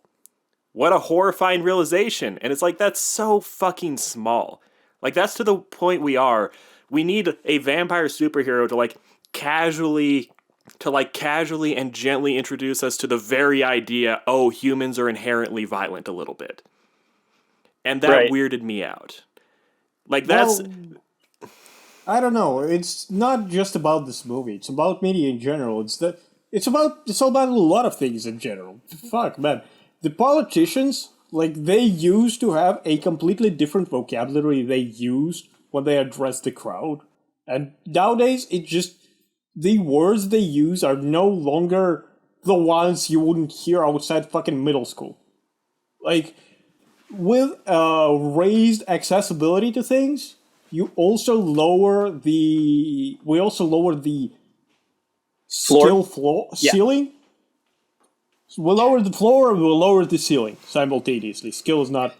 Yeah, you reduce the barrier to entry and also degrade the highest level of discourse, whatever that is. And this is just one of many cases where it shows up. Because vampires used to be commentary on fucking upper classes sucking the blood out of the lower classes and feeding literally on blood of people to survive without doing anything substantial. And nowadays, vampires are fucking... Oh, they're bad because they violent urges in people. Right, and if you look at other media, that you don't even have to have the vampire element there at all for that to be a like explicit overtone and not just, oh, by the way, we're going to mention this as a small aside. It's just, it's not all the media, but fuck, man. A lot of it is gone mainstream. It's not good. Yeah, it's almost an inversion, where the idea way back in the day was the vampire is a parasite. The vampire is this evil creature that it doesn't feel any obligation to you at all, but it uses its position of power and authority to victimize people who are usually much younger than it, and also, healthy. They steal the future. Like, the people who are going to be the future, they suck from them to prolong their completely parasitic, worthless life. You know, like certain generations, maybe. I was gonna go there, but yes, we're all thinking that probably. I'm sorry. But there's almost an inversion at the. yeah, you old bitch. Wait, how old are you, There's- Thupa? It's No a one mystery. knows. Oh, okay. No, that's literally a joke. Like, I've been friends with Thupa for years. I have no fucking clue how old he is. I think somewhere in his mid-30s, but I don't know. So he's probably close to my age then. When I met Thupa, I thought he was maybe a bit younger than me. Then I voiced that, and he started laughing hysterically, and I realized, okay, probably not then. I'm gonna Then say you called 30. me older than you, and I started laughing 4. hysterically, and you're still Okay. confused. Yeah, also I saw you more, you fucking Vlad-looking motherfucker. Anyways, go drink some blood. Fucking do some maintenance on that thing. I'd love to. But, It's expensive. but, I'm a rationed vampire. They don't But- supply us with blood anymore. but there's almost this inversion where the media wants you to be infantilized. It wants you to think of yourself as weak, where we're casually floating out the idea that humans might be capable of destruction and, violent, energetic action. That's like them breaking a major taboo. That's something so unthinkable that like they feel the need to introduce that to you where you don't even have the context. And it's almost like an inversion of what the vampire is, where now Right. being weak and meek before the glory of the vampire is almost what you're supposed to do. It's like, oh no, this parasitic entity that is stronger than you, it's actually the good guy. Yeah. It's actually supposed to be that. It's the winner, and you are... The base assumption should be this massive power disparity where you see yourself as having no agency whatsoever. And they have to like casually tell you, oh, you have agency. Right, and it's also an inversion of to whom much is given, or who has much is given, whatever that phrase is. Where like the more you're responsible with, the more you get to be responsible about. Whereas this is like, oh, you're fucked. Let's give you an unfair power boost, and suddenly you'll become virtuous. Yeah, which is always the classic fantasy, but it's just weird that Right. it just fucking blows my mind that we've degraded that much, where something that our grandparents would have instinctively known can be used as like a wham line in a piece of popular media. Right. Popular Morbius. Or it could just be something. Okay. It could just. A piece of an extremely niche art film that 3 people have kind of seen collectively. By Certainly our powers seen. combined, we are 92.1% consumption of media. Yeah. I constitute at least 70 of them. Fuck, it's horrible. Yeah. But- I don't know. Do you guys have any response to that? It almost feels like what the vampire means is almost a lost art. Like maybe we Yes. need werewolves or something. Maybe a So- werewolf would straighten us the fuck out. There's What we need is another Jurassic Park. one just came out recently, and apparently it apparently sucked. Well, that part doesn't surprise me. But yeah, that's an aside. Well, like you said, the vampire's use as a narrative tool has definitely changed from exploring the very overt monstrous nature of man to like how would you even summarize what we do with it now? Because you have like the Twilight vampire, which is just like, oh, that's It used to be thematic, and now it's more physical. Does that And make sense? That kind of makes sense. Yeah. And you know what? It being a literal virus kind of makes sense. I swear to fucking God, one of the writers from Morbius, maybe it was the original comic, he had a little dream of the AIDS crisis when he was writing it, and he let some of that bleed into the subtext. You mean and Corona? bleed. No, I don't mean Corona. Yeah, bleed. No, I mean, like, it's kind of, it feels like an STD thing, and vampires probably always had some element of STD in them. It's Yeah. like, I want to look up the history of Morbius just to see if there's anything to it. It wouldn't surprise me if the guy who wrote it in like the fucking 90s or something and was thinking about AIDS, but then it just got filtered so many times that there's just like a shadow of the original energy left in what trickled out into the movie or something. There is a scene where men who are very gay-coded in their appearance and mannerisms are walking around in a circle talking about embracing your true nature and just like letting it all fucking flow and shit and being jealous and bitchy with each other. And one of them has acted in a crazy carnal way and is disfigured by a horrifying disease, and the more restrained older one is going, oh my god, this was such a bad idea. It just feels like it's in there, but it's like a ghost of a ghost of a ghost of an original idea. Right. Well, and at this point, anything that's adapted to the MCU is probably going to be a very crude or loose adaptation, because they've used most of their really good and popular ideas at this point, like you were saying earlier. Yeah. So anything it's so weird we that get Morbius now wasn't like the second movie. Okay, yeah. Yeah, anything we get now is just going to be their B material. So even if there was some neat original ideas there, whatever we're going to actually get as a movie is probably not going to be great. Like even the big name character movies aren't particularly good anymore. Apparently the new Doctor Strange movie was just maybe okay. I didn't see it. I'm kind of done watching Marvel movies in general. Well, the idea of the movies and the way they're produced have changed so much. Before, the material that was used they were classic books, right? The Frankenstein's Bride. They were all books before they were movies, as far as I'm aware. Yeah, and vampires in particular, Frankenstein was like a moment of novelty. It was a new idea because of science. Vampires have a much older lineage where they're rooted in very ancient fears. And the way movies are made now, not only is the material much more recent, much less proven, much less deep often, because it's just because the material that they pick, much like in anime, for example, is something that is mainstream, that is almost guaranteed to sell, at least to some degree, to make profit back.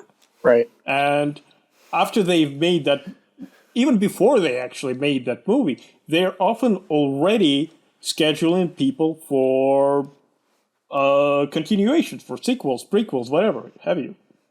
Right? So no movie is just made to be a movie very often. Movies are made almost in bulk out of a material that's not very good. Before the AD is even there, the second movie's already in the works. Right. And maybe this speaks to the issue with Morbius, and maybe this has something to do with why it got so memed. When you have a classic monster that is predicated on a paranoid fear about the idea that the elites and the powerful people around you really don't have your best interests at heart, and the social infrastructure just sees you as a cow that it's going to harvest and devour just to prolong itself at your expense. It doesn't give a fuck about you at all. When you're in the MCU making mentality, which is the total inverse of that, it might be hard to capture that energy in a sincere way. And maybe that's part of why people just said, fuck you, the Morbius. They just subconsciously knew this is so self-defeating that they might as well not even try. Right. And there's also just superhero fatigue at this point. We've been having Marvel movies be the dominant form of cinema for almost 20 years. And people are just fucking tired. Watching it. Yeah, people do, but the general public is getting tired of it. That's kind of true, probably. I hope so. You're fucking Americans in these superhero movies. Oh, dude, I agree, but you know what? Let's burn it all down. We'll make America great again. In my new America, people will die and killed for what they believe, not for money, not for oil, not for what they're told is right. But for every Morbius, man will be free to fight his own wars. We gotta save some of this for when he actually plays it. You're gonna have plenty of time, I swear to God. Yeah. You know what? You know what I thought about during Morbius, and this is a weird connection. I thought about the old monster movie I watched as a young kid because it just happened to be on, called Blood for Dracula, where it was just one of those old B movies that came out. I think it was actually in black and white. It was just a down-the-river Dracula movie, riding the coattails of the big ones that, that famous guy was in. Fuck, I forgot his name. The guy who was on heroin? Oh, I have no idea. Oh, fuck. No, the most famous dude who ever played Dracula, but Lugosi, the ones Lugosi was in. Oh, I was going to say, didn't Sean Connery play Dracula at some point, too? Much more recently. Lugosi was like the OG. Okay. I watched a movie called Blood for Dracula. And Sean Connery played Dracula? Thupa, we're not doing this. But I watched an old movie called Blood for Dracula, and the conceit of the movie is Dracula hasn't drank blood in a very long time. He is dying, and his little crooked henchman takes him out on the town for an adventure to find some virgins. Because this was one of those movies where the vampire has to drink the blood of a virgin or it doesn't work. Dracula goes for an extended visit in a noble family's house who are very flattered that Lord Dracula is coming to come hang out with them. And they have 3 daughters. And they're trying to show the daughters off, saying, hey, maybe Dracula will marry one of these ladies. And there's like a 50-year age gap, but the parents don't give a shit. They just want to be in with Lord Dracula. So he hangs around, he's very sick and weak and defeated the whole movie, and the henchman is doing recon, trying to make sure the girls are virgins. and that's like... So he's a PI. Yeah, the driving force in this movie is Dracula. Yeah, the driving force in this movie is Dracula trying to figure out, are these girls actually virgins? Because he's so weak that if he drinks the blood of a non-virgin, it might fucking kill him. And so he's just hanging around, trying to figure it out, asking them probing questions about, like, do you know any young boys, perhaps? And shit like that. Being a weird, creepy old man. And the antagonist, quote unquote, in this movie is the young guy that the family pays to do chores around the house, who lives in a shed out in the backyard, who has been fucking 2 of the 3 daughters for years. And he is very explicitly a communist. Like, he talks about revolutionary mentality, and he's always reading books and shit. He just says awkward stuff sometimes about, maybe we need to tear down the established order. Because that's what he is. He's a communist that fucks the daughters of the noble family he lives with. Well, isn't that how communism works? I mean, yeah. I'm not saying communists are good. I'm getting somewhere with this. And it's this back and forth. One of the daughters, it's like, you can't be an American and say communists are good. Yeah, but one of the daughters, one of the daughters swears up and down, "Oh, I'm a virgin." Dracula goes in for the bite, realizes she's not a virgin, and he's puking on the floor. He is pushing his guts out through his mouth because a disgusting woman who has had sex dared to come into contact with his precious, beautiful old vampire body. So he's an insult. Yeah, actually, kind of, yeah. And probably not, but he's exhibiting incel-like behavior at this moment. Yeah, and he bounces back, and it happens because his servant saw a horrible carriage crash where a little girl was just fucking crushed under the wheel, and he ran forward acting like he was sobbing over the side of the dead body, but he actually took a stale loaf of bread, shoved it in her blood puddle, soaked it up, and he scurried home to Dracula with the 12-year-old girl's blood in a sop of bread that he could suck on for a while, just to get over the non-virgin long enough to, maybe try it again. And the climax of the movie, after Dracula has had a bunch of, little bitchy interactions with the woodchopper where they make vague references to communism and nobility and all that, is the one girl who has never had sex with him because she's just not into it. Dracula figures out who it is. The woodchopper guy catches her in the hallway, pins her to the wall, and rapes her. And that is his heroic outmaneuvering of Dracula. He rapes a girl who he is supposed to be looking out for against the wall just to trick Dracula into drinking her blood. But the twist is Dracula figures it out, licks up the hymen blood off the ground, which still counts as virgin blood, and just barely almost makes it out in time. The woodchopper guy, they have a fight, shit happens. That's what vampire movies, used to be. They used to be a fucking shitstorm of sexual predation and just all kinds of crazy political subtext. We've hit a point now where, nothing is happening. We're just surrounded by this social structure that can't really do anything but feed you consumption and try to infantilize you.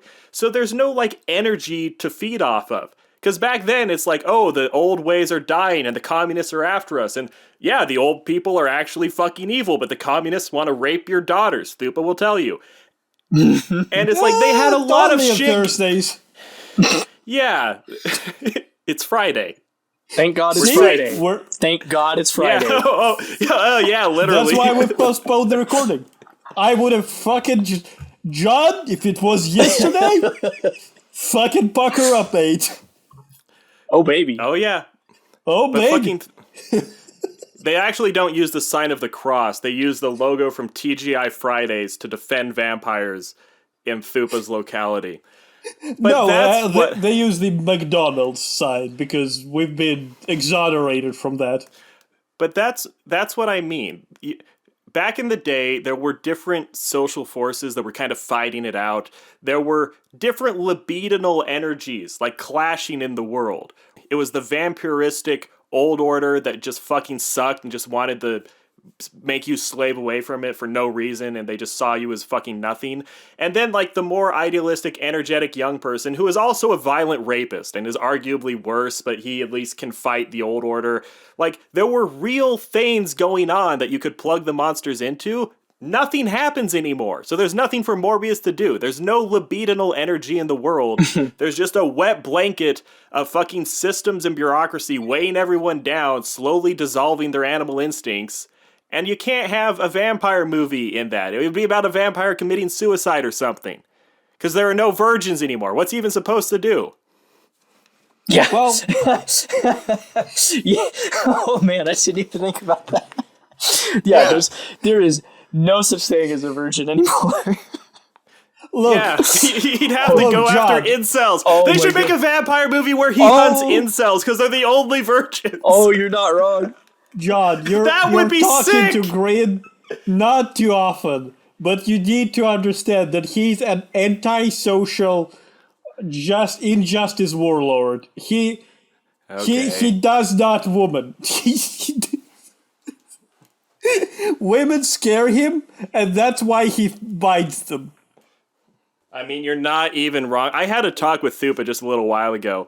Through sheer happenstance, I happened across like a Vor comic, and I like attained nirvana, and it was like, oh my god, it all makes sense now. And I had to like crawl to Thupa, like, Thupa, can we just have like a little man-to-man coaching session? I think I just had a mental break, and I need you to like keep me sane for a few minutes. And he helped me. You know, Thupa has his thank you, uses. He's like someone. What actually happened, he was like, man, I've just watched some war, and it's this and that, and I'm like, mate, war? The shit I've seen! Well, that's what Thupa, just for whatever reason, like, it just never appealed to me. It never struck me as, like, intriguing in any way. But then when I saw it, I was like, oh, wow, that actually makes a lot of sense. And I'm like, okay, I need help. Meanwhile, adult. Thupa is here, an old sage of the internet who has seen stuff. I've had some things that should make me guilty for fapping to them, and I don't at all. I know, Thupa. I haven't experienced a post-nut clarity in a long time because I just see clear all the time. He's Thupa just slipping You're into in a post-nut delusion. perpetual state of post-nut clarity. This is how much I come. Thupa is fucking his How way many into times over the samsara. course of this podcast have you already stealth fapped? I haven't stopped once. Oh, okay. You don't even have to finish. Not for a second. Because you're not finished. There's I a will, bucket on the floor and it's overfilled. Okay, I'm gonna stop that. Go ahead, Green. Yeah, well, just so you know how far gone Thupa is, a while ago Thupa was playing Nekopara, Right? and we were chatting in Discord. Okay, hold on, and hold he on. just sent me. Uncensored or censored version?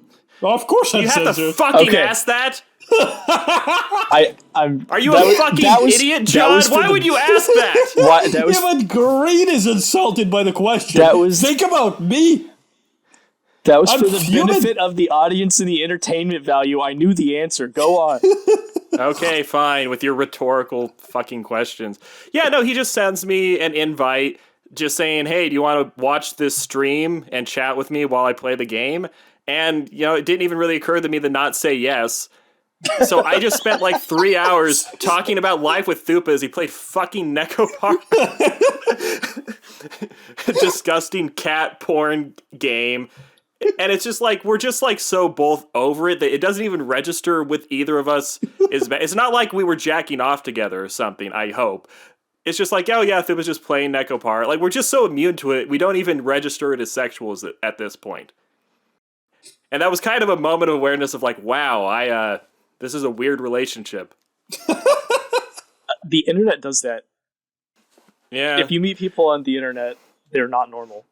There's no way you can they're really get around not. Well, there are degrees, right? Yeah. Yes, that is true. There are degrees. There's However, somebody like you whom you can have an intelligent conversation over, and then there's me whom you can have an intelligent conversation over Nekopara. Yeah, I mean, I'm just complaining about my life and the job search and shit, and Thupa is fucking patting the heads of little cat girl One-sans and shit. You can press the P button, or was it the O button? Fuck. We should have a cat girl podcast. We do nothing but talk about cat Oh, girls. yeah, easily. Okay. Okay, Yeah, just wait and till I still Xenoblade 3 comes out and I play that, because there's a cat girl in that. Sure. Oh, I mean, right, Xenoblade 3's coming out. I haven't played the 2. I mean, we could honestly have a cat girl podcast. I mean, RA loves Cat Planet Cuties. Thupa loves Nekopara. I have mixed feelings about cat girls. But All right, fine. We can psychoanalyze your mixed feelings about cat girls. You want my opinion, right? I've said it 20 times. I think... Cat girls, mid.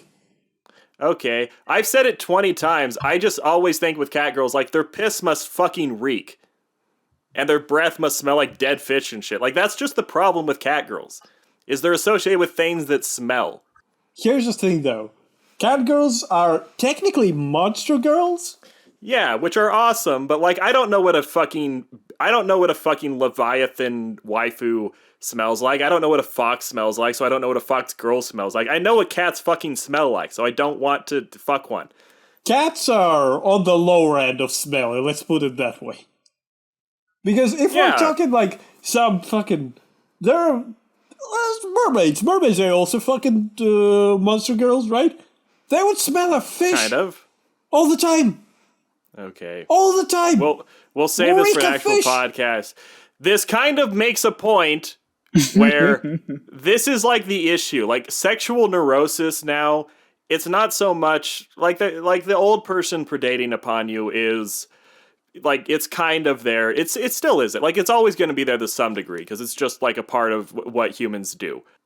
But a lot of the sexual horror that we're in now, it's like post-sexuality. Like, you sometimes hear people talk about the otaku being post-sexual, where their relationship with sex becomes so abstract and twisted and bizarre that, like, the idea of them actually having sex is like a distant memory in some cases. Like, that's, like, we're so over the idea of fetish that, like, we can have an erotic game going in the background and we don't even think about it. And, like, that's the scary thing about sex in the modern life. It's how, like, inhuman and twisted a large portion of the population has become. The idea of it being like a corruption of innocence, like, Morbius should have been about OnlyFans or something. That would have been an interesting movie. Morbid fans. Morbi fans. Yep, yeah, the fucking... God damn it. Yeah, Morba. On the more. Shit like that. Like, Thupa, when you think about what is scary about sex these days, is it, oh my god, what if an older man uses his position of authority and noble status to put me in a compromising position? And me? he, uses me. Yeah, Thupa, I'm saying, is would that I what like scares to be you gay about... raped? No. Yeah, I mean, no. But is that what scares you about sex these days? Scary thing about sexuality in modern day, that's what he's asking you. Your take on. Yeah, like, what part of the modern sexual landscape actually unnerves you? Because the idea of, like, an older man coming on to me or something, like, yeah, that would suck, but I don't think about that. Right. Here's the granted, thing. we're also all It would be men, be flattering in a little way. So, yeah. There is that, too. Right. I just think I'm the wrong person to ask that. Exactly. No, that's the point. It's like, because the world has moved on from, like, the issues here. Like, none of us have, like, daughters or something. Like, the old fear would have been like, oh, what if the local lord takes advantage of my daughter? It's like, we're in, like, the post-industrial hellscape. Like, none of us have kids, and we're all around the age of, like, 30. Like, the world has moved on. Vampires have to move on. it's not even that, like, asking me about sex is wrong because I have a completely different relationship with it. I'm fine. I've had enough. If it happens, I'm fine with it happening, but I don't look for it. And my idea of sex is like fucking. It just happens. I do not give a shit about it. That's Like- probably healthy. Well, I don't know. the mysticism of sexuality has been completely destroyed in modern era. Well, it's not that it's been destroyed. It's that there's just so much of it that we've been decentralized. There's no mysticism to it anymore. There's no mystery. Realistically, there was never any mysticism to it anyway. It's just a biological product. Well, there was, but yeah, Thupa, people build mysticism around biological Things they don't realities. understand. Yeah, there was a time when back in the day when we were fucking monkeys and shit. We just had sex and whatever, it's fun. Then when we were like Indians, gave it a religious meaning and Yeah. holy sacred acts, and we made a whole procedure about how you can go about it and how you can't. And now we're just past that because we realize that sex is just that. It's sex. It happens. Who cares?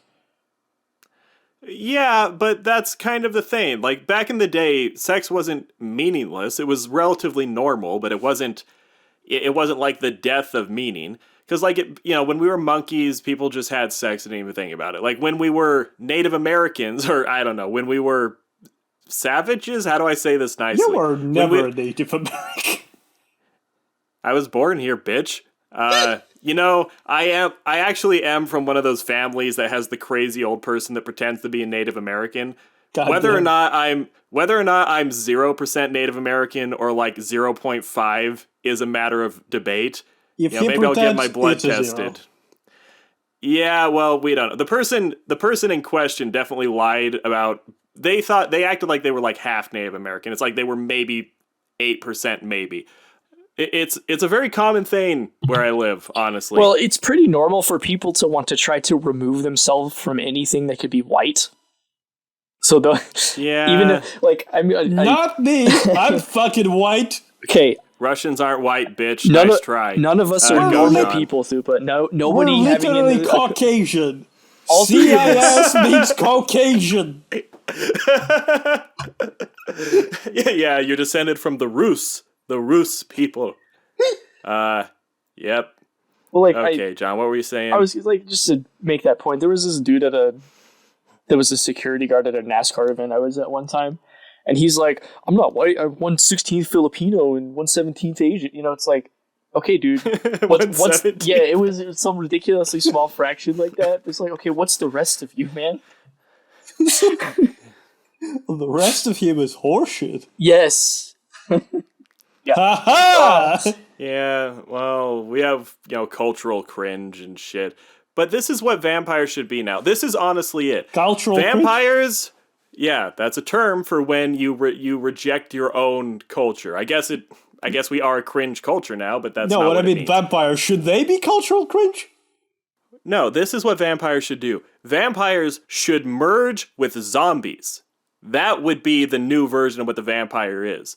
Because it would be the horror of living in a world where blood-sucking is just normal. It's just something that everyone does throughout the course of their day and doesn't even think twice of it.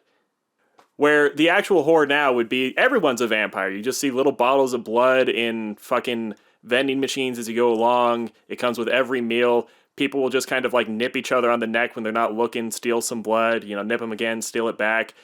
Where we live in an era where the horror has just become normal. Everyone participates in it. Yeah, well, no, you actively have to make an intention to not participate in it. If you are seeking to be virtuous or whatever, you have to. That has to be a very intentional decision. Well, it is kind of like the moral dilemma that he faces even in Morbius. It's like, I have these urges now, but I have to repress them because acting on them is wrong. Right, but that's kind of like a minor. Well, it's the central conflict actually, because it's. And I don't want to share them with my gay body because they will corrupt him. Talk of gay undertones aside, the central conflict of the movie undertones. They French. Yeah, but we're all vampires now. Like I can look out. This is gonna come across as mean, but you know what I mean. I can look out my front street. I live in one of the most conservative places in the country. I do live in a relatively liberal pocket of that place, but I still live in one of the most conservative places in the country. I look, at one of the nearest major roads, and it's nothing but pride flags. Just for like several hundred feet, connecting to the interstate or whatever. It's like repression is just gone as a concept. Like we're all like perverted consumers now, where the idea that you should ever not give in to like carnal urges, like that, it's gone so far in the other direction that like we're glorifying the idea. Right. Like the concept of self-restraint of your sexual urges of any kind are important. Yeah. Sorry, go and all of us, consume weird fucking ecchi content and stuff. Like we're all infected.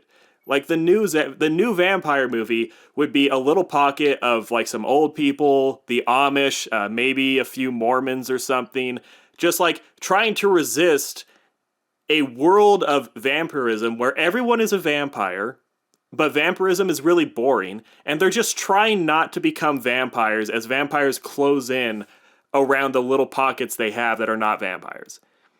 Where it's like, fuck, my kid went to school with a vampire. Oh, fuck, he's a vampire now. God damn it. Well, it's like, do I fucking shoot my kid in the head, or do I just try to tell him, don't bite your brothers and sisters? Right. Do I just say, fuck it, and I put a flag about vampirism in my front yard? Like, what do I do? So what you're saying, you should play Vampire the Masquerade, then? Is that what it's about? Is it that new game that just came out? Oh, God, no. The old one. Oh, okay. The old one is hella more cryptic. Like, that could be a good movie, though. A movie where it's not that vampires are this little fringe that are getting ready to overtake the world. It's just, we're all fucking vampires. Right, and how do we deal with that? And what even complicates this, and this is part of the vampirism thing, it's you can't make new vampires unless there are normal people somewhere in the world who are not vampires. Does and that you make can't sense? sustain the vampires unless they're people. Yeah. And it's in kind of the same thing with the unleashed sexuality thing. The people who live their lives with the assumption that, oh, I should just have any sexual expression I want, anything I feel is legitimate, those people are born in communities that don't do that and then move to the communities where it's tolerated. Right. Where if we just all become that, then we just all stop having kids and there's no one to, like, be gay anymore. Like, you can't have gay people unless there are straight people somewhere, like, feeding them. Right. For there to be an abnormality, there has to be some state of normal. Because otherwise that's not abnormal anymore. That is normal. And then, like, when I look out at the world and think, like, how fucking weird sex has gone, it's not even that, like, people are doing weird things. It's that, like, the whole concept of, like, health has, like, disappeared. It's like it's become completely, or like, health, self-care. Health in a way. Well, not even, health in terms of, like, diet, I don't know, like exercise. an abstract life or something. Like, it's not health that in a it's not even physical or metaphysical sense. Probably like, both. I guess more metaphysical, where it's like almost like a spiritual health, even though you don't have to necessarily use that term. But right, because when I think it's in like, health, I'm thinking you're talking about something like STDs or protection or whatever, or maybe like vitality or something. It's like what people are scared of with sex now is that sex has become very nihilistic. Like the idea that sex exists for a purpose other than you coming is like a really controversial idea at this point. Like even saying that out loud like freaks people out. What do you mean? It's form like of expressing feelings. Well, Thupa, if I say sex is for reproduction, what would most people's response to that be? Sometimes. Exactly. Yeah, sometimes. But it's like, it's just become like this maelstrom of consumer activity where it's just more and more elaborate ways of making yourself come have just disseminated into the world. And like I said, it's like we're all vampires now. And just to be fair, I'm going to move away from the vampires. Just to move away from the gay metaphor for a second. Like a lot of people I work with are, they're on not OnlyFans. There's not a lot of middle-aged men on OnlyFans, I hope. But a lot of them, I hope. a lot of them are on the dating apps.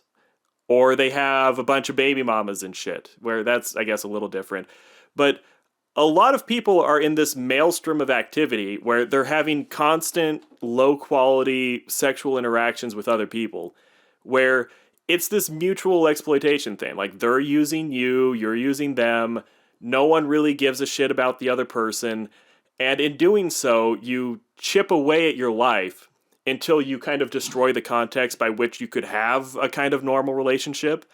And I mean, I say normal, it's not even really normal anymore. It's just, it is what it is. It's like my fucking coworker at work, they meet the, infertile 29-year-old woman who is out to party, but in the back of her head, she's kind of desperately hoping that she meets someone who will be with her or something. It's he bites her, she bites him, they exchange equal amounts of blood, and Saliva. Yeah, no one really gains or loses, but they just both are bitten, they both further the disease, and then they just go back to their normal life. And it's like, when everyone's a vampire, how do you make that scary? Right, you don't. Is the Actually, you can make that scary. Well, the existential crisis of everyone is a vampire now is what's scary about it. It's not any individual vampire can be scary. It's that we're all vampires is what's scary. Yeah. It's like we're in Sodom and Gomorrah, but we've made that boring. So like Sodom and Bora, more like Yeah. Gomorrah. It's like we're in a maelstrom of exploitative relationships and pornography, and it's just become a hum in the background of daily life where no one can put that genie back in the bottle, but we're just kind of like I said earlier, post-sexuality. We're like in a world after sex has lost all meaning, but it's still just kind of around a little bit. I don't think it's lost all meaning. I think it just gained new ones that are arguably and not much all worse. of them are specifically beneficial. Well, not beneficial. Meaningful. Yeah, kind of. I mean, I do think about this a lot. I think that if a society gets to the point where trying to reproduce the society becomes just like an almost frivolous concern, like it's kind of initiating the end times at that point. Like, do you get what I'm saying? You're getting to the state where you might watch Tectilize and like it. Yeah, I mean, I kind of should. I mean, one day, like when I have like 2 weeks off from work, we'll try the Talk Technolize. We'll figure it out. But it's when you're in a slow-moving apocalypse, like how do you make this scary? It's like, oh no, a destroyer of innocence has permeated our community. It's like, okay, everyone in the community has been having sex since they were 12. We've had 17 abortions. We've had 20 sexual partners. It's like innocence is gone. Not even innocence, intimacy is gone. Yeah, it's like we're just locusts. Because like it's like we're we're like bats eventually. in a cave, right? Despite this We're mad all rave, morbid out. Despite this mad rave, I'm just a bat in a cave. I think that's how that song goes. Yeah, I'm sure it does. And I know I'm kind of spurging out and I'm having one of my esoteric right-wing tirades or something. But that's one thing that always freaks me out about sexual attitudes now. It's like, you look at fertility rates, it's like, we're going away. We're approaching this bottleneck where the world that has been created is going to writhe and contort and die. And like the masses of people who are like infected by the memes that have, become the DNA of our soul. Yes, Thupa, god damn it. It's there's going to be a massive wave. It's like we're all infected. We all make peace with this. And now a massive wave of death is going to descend upon people who are just part of this inarticulate mass. There's going to be like an intense wave of violence and creative destruction. And then like something will emerge out the other end of it. And like then maybe Morbius will be, we'll re-release it a third time then. And maybe it'll be scary. Until then, it's time to morb. Yeah, it's time to morb. It's morbid time.